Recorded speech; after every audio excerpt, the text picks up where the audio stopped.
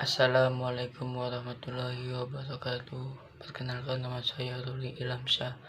Dari 12 saya akan membacakan novel yang berjudul Sinopsis, novel Laskar Pelangi karya Andrea Hirata. Sinopsis novel Laskar Pelangi secara garis besar bercerita tentang kehidupan sekumpulan anak-anak di Belitung.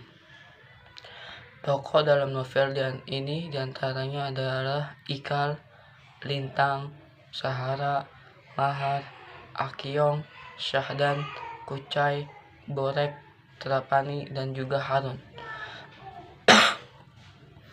Kesepuluh anak ini adalah murid dari sebuah sekolah dasar yaitu SD Muhammadiyah di Gantung, Belitung Timur.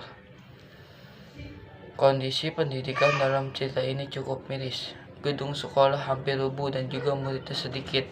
Dalam kelas Laskar Pelangi isinya hanya 10 anak tersebut, yaitu mereka yang disebut dengan Laskar Pelangi.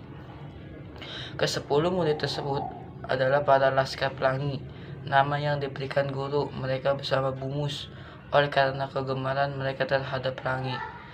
Novel Laskar Pelangi karya Andrea Hirata ini bercerita keseharian mereka di sekolah, serta juga bagaimana mereka menjalankan kehidupannya di lingkungan sosial.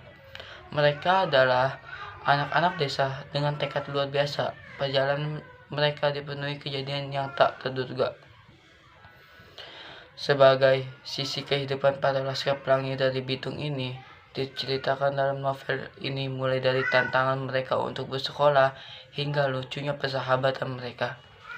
Dalam perjuangan mereka pada novel Laskar Pelangi ini, secara perlahan mereka menemukan keunggulan dalam diri dan persahabatan. Novel Laskar Pelangi berkisah perjuangan hidup ke-10 anak ini menghidupkan cita-cita di antara mereka. Kehidupan mereka yang berat ada dinamika di dalamnya. Manis meski berat. Kisah khas anak-anak yang memandang dunia dengan ambisi yang sederhana. Selain jalan cerita, sebuah sinopsis juga tidak luput dari berbagai unsur lainnya. Salah satunya adalah berkenaan dengan sudut pandang cerita. Dalam novel Laskar Pelangi ini, sudut pandang yang digunakan adalah sudut pandang orang pertama. Sebagai orang pertama yaitu menggunakan aku. Tokoh aku yang dimaksud adalah Ikal, adalah salah satu murid dari para Laskar Pelangi.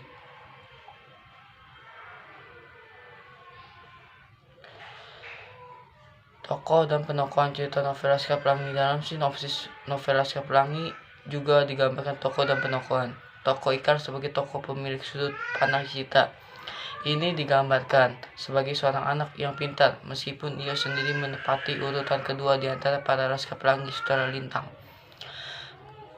Selain ke-10 Laskar Pelangi, ada beberapa tokoh penting lainnya dari cerita ini. Salah satunya guru mereka, yaitu Bumus. Ia adalah sosok yang banyak berperan dalam perjuangan para Laskar Pelangi. Amanat cerita novel Laskar Pelangi.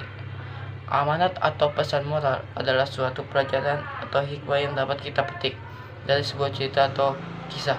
Dari cerita para Laskar Pelangi, perjuangan mereka dalam menempuh dan mendapatkan pendidikan adalah cambuk bagi kita semua yang telah berada dalam kondisi yang lebih baik untuk lebih bersemangat.